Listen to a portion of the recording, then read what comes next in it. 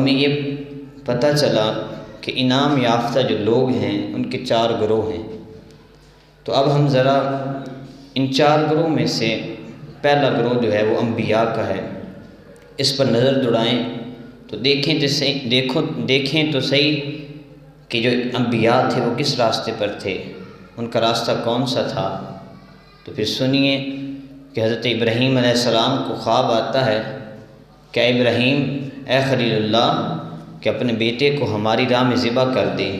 تو پھر آپ جھجکتے نہیں، انتظار نہیں کرتے، بلکہ جب ادھر سے یقین ہو جاتا ہے تو فوراً ہی اپنے بیٹے کو لے کر جنگل کی طرف نکل جاتے ہیں قربان کرنے کے لیے۔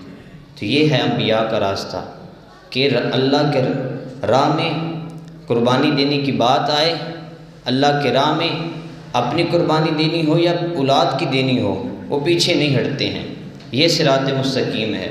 اور صرف کتنے حضور کے صحابہ ہیں، ان میں بھی یہ مثالیں موجود ہیں کہ جب جان دینے کی بات آئی ہے وہ پیچھے نہیں ہٹے ہیں، بلکہ اپنی جان قربان کر دی ہے، اپنی جان سے پیچھے نہیں ہٹے دینے، حضور کے عشق میں تھے۔ اور سنیے، جب حضرت یوسف، انبیاء کا راستہ صراط مستقیم ہے، تو حضرت یوسف علیہ السلام جب دیکھیے جو ہے زلیخا آپ کے حسن پر مر مٹی اور اس نے آپ کو دعوت دی اپنی طرف راغب ہونے کی، گناہ کرنے کی، لیکن آپ نے گناہ کا تصور بھی نہیں کیا۔ یہ انبیاء کا راستہ ہے کہ اگر آج کوئی حسین و جمیل عورت تمہیں اپنی طرف بلائے تو صراط مستقیم کو مت چھوڑو، انبیاء کے راستے پر رہو اور گناہ سے پیچھے ہٹ جاؤ، گناہ کو ترک کر دو۔ یہ انبیاء کا راستہ تھا۔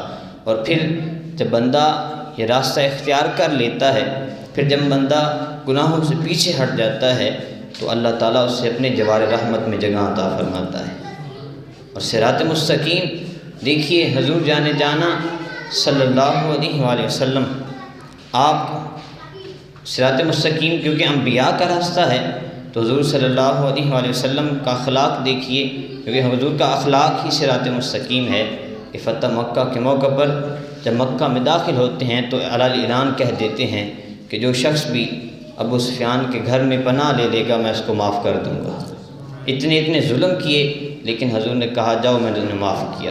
یہ صراط مستقیم ہے۔ اور دوسری طرف یہ بھی حضور کا اخلاق ہے، اور یہ بھی حضور کا اخلاق ہے کہ حضور نے معاف بھی کیا، لیکن جب معاف کرنے کا وقت تھا اس وقت معاف کیا، لیکن جب پھر وقت دوسرا آیا تو پھر حضور نے جنگیں بھی کی۔ یہ بھی حضور کا اخلاق تھا۔ یہ بھی صراط مستقیم ہے۔ حضور نے جہاد کیا، اللہ کی راہ میں جہاد کرنا یہ بھی صراط مستقیم ہے، اور اللہ کے لیے معاف کرنا یہ بھی صراط مستقیم ہے۔ یہ نبیوں کا راستہ تھا۔ اور دیکھیے نبیوں کا راستہ کہ ان کا طریقہ کیا تھا، اور ہم بھی اسی راستے پر ہیں، اہل سنت و جماعت اسی عقیدے پر ہیں۔ جب حضرت علی رضی اللہ تعالی عنہ کی والدہ کا انتقال ہوتا ہے، فاطمہ بنت اسد کا، تو حضور علیہ الصلوۃ والسلام تشریف لاتے ہیں اور حضور کہتے ہیں کہ اے فاطمہ بنت اسد، تو میری ماں کے بعد میری ماں کی کیا مقام تھی۔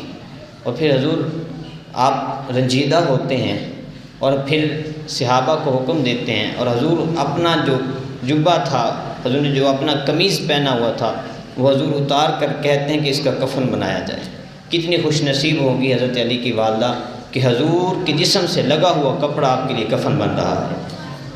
آپ کفن عطا فرماتے ہیں، خود قبر تراشتے ہیں، صحابہ کرام کے ساتھ مل کر حضور قبر تراشتے ہیں، اور پھر جب قبر تراشی جاتی ہے تو حضور صلی اللہ علیہ وآلہ وسلم اس قبر میں خود لیٹتے ہیں اور لیٹ کر کہتے ہیں کہ اللہ بے شک تو ہی موت دیتا ہے، تو ہی زندہ کرتا ہے، اور نہ تجھے موت آتی ہے، اور تو ہمیشہ کے لیے زندہ ہے اور زندہ رہے گا، اور اے اللہ اس عورت کو اس کی بخشش فرما اور اس کی قبر کو فراخ کر دے میرے وسیلے سے اور پچھلے انبیاء کے وسیلے سے۔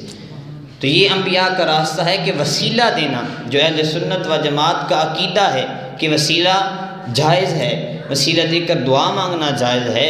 یہ ہم نے کوئی اپنی طرف سے راستہ نہیں بنا لیا ہے، بلکہ خود حضور صلی اللہ علیہ وآلہ وسلم کا راستہ ہے۔ یہ انبیاء کا راستہ ہے کہ حضور نے کہا اے اللہ فاطمہ بنت اسد کی قبر کو فراغ کر دے میرے وسیلے سے اور پچھلے انبیاء کے وسیلے سے۔ تو یہ انبیاء کا راستہ ہے، وسیلہ مانگنا۔